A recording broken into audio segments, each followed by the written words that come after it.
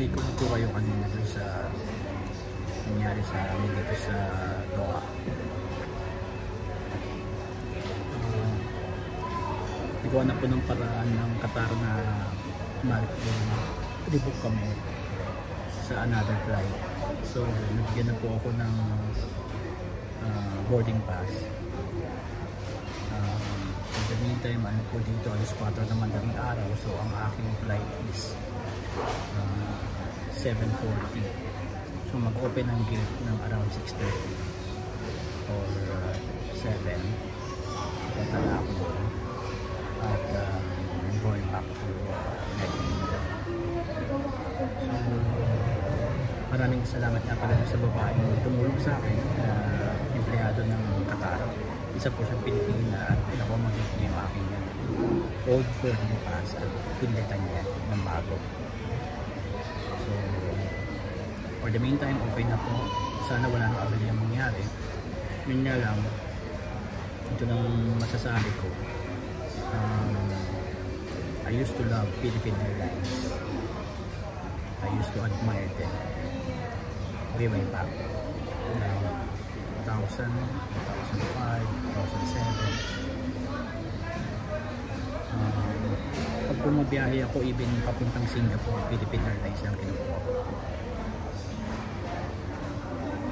Dami na akong biyahe sa kanila eh. Davao, Cebu, Bohol. Puro Philippine Airlines yan.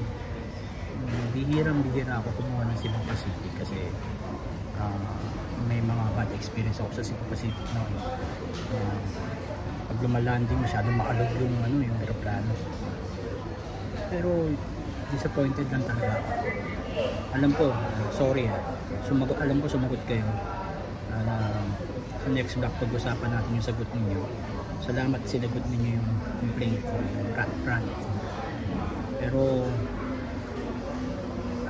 ang iniisip ko lang kasi since 2007, especially in international flights, di ba dapat kasabay-sabay na kayong ipagbabakbakan sa mga bigating airlines katulad ng Qatar, Etihad, di ba?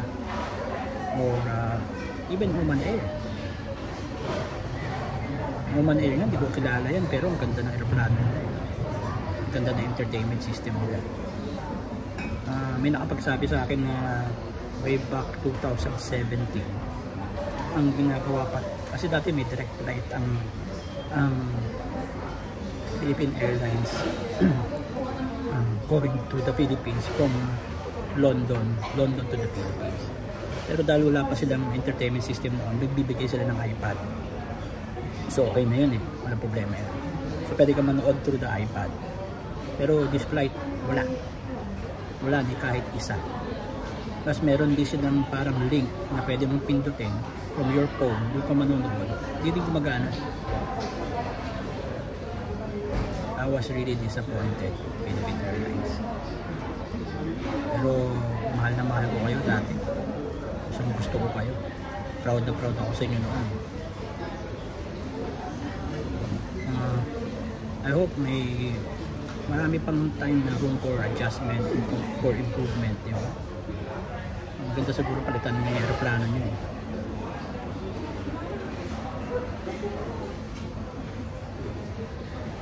Kaya I don't know, i-research ko kasi itong partnership nila. Kung ganun ang nangyayari, hindi na ako magbubook sa Qatar. Baka bubook na lang ako sa Oman Air ulit. Kasi ayoko ng Philippine Airlines na maghahatid sa akin dito sa Qatar. Ayoko. At unless mag-improve sila.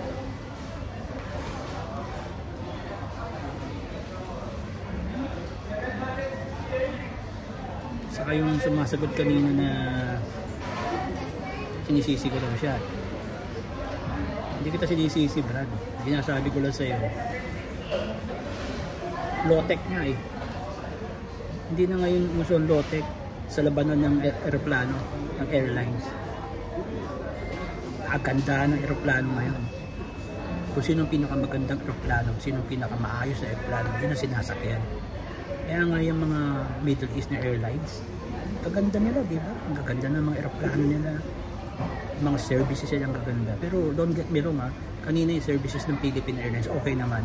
Okay ang mga flight attendant nila, hindi na pala sila cabin crew, okay silang magbilis. Actually mas mabilis pa sila sa mga cabin crew ng Oman Air at saka ng Qatar. Mabilis sila mag-serve. Tapos yung piloto din naman magaling kasi wala akong naramdam na turbulence sa kanya. Okay naman din yung aeroplano ng Philippine Airlines, kumbaga sa pag lumipad siya para siyang tangke. Kasi minsan yung mga Qatar, minsan may alog saka yung Oman Air may alog. Pero ito, siguro depende din sa pilot yan Pero kanina wala akong naramdaman na turbulence dun sa paglipad namin. Kaya okay yung piloto ninyo at okay din yung services ng mga cabin crew ninyo. Masarap din naman ang pagkain. Yung kalderetang baka masarap, yung tapang manok okay lang, pero okay naman din, okay naman. Ang hindi ko lang din nagustuhan kasi nung nag-iintay kami for almost 2 hours, nung nag-serve sila ng tubig doon na sa unahan kasi nauuhaw na yung mga tao sa loob ka ng aeroplano, init-init hindi nila tinuloy yung pagsaserve ng tubig, hininto nila sa may gitna. So yung mga nado sa dulo at di nabigyan. Kaya nung mga 2 hours na nagtatanong na yung mga tao kung ano ba nangyayari, di ba pa hindi pwedeng kumain ng dinner. Yung sagot ng isa sa mga cabin crew hindi pa sila pwedeng magbigay ng dinner kasi hindi pa nakakalipad. So I don't know what are the rules about that. Pero nung nakalipad na kami, nagbigay na sila ng sandwiches.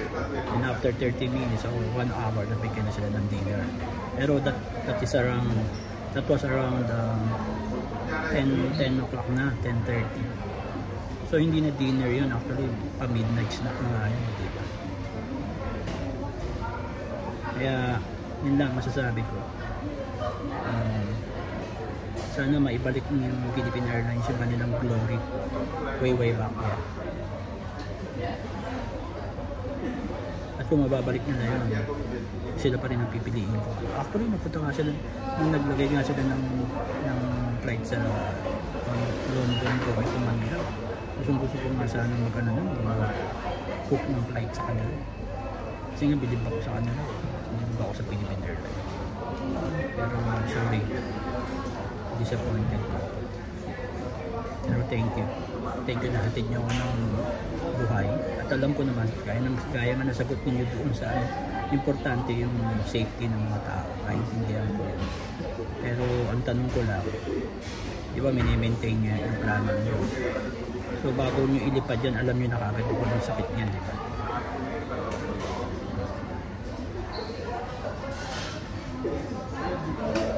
So hindi ko kasi gawang biro yung 2.5 hours to almost 3 hours na nag-iintay ko. Tapos madedelay lahat ng flight mo. Madedelay ng mga interconnecting flight mo. Pati yung couch ko ako magbabayad ngayon. Kasi hindi na ako aabot sa couch ko. Hindi naman sinipot ng Philippine Airlines kung babayaran nila yun.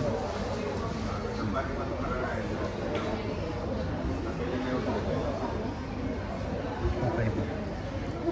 Okay, see you in London, see you in UK. 8 hours flight. Kaya darating ako doon mga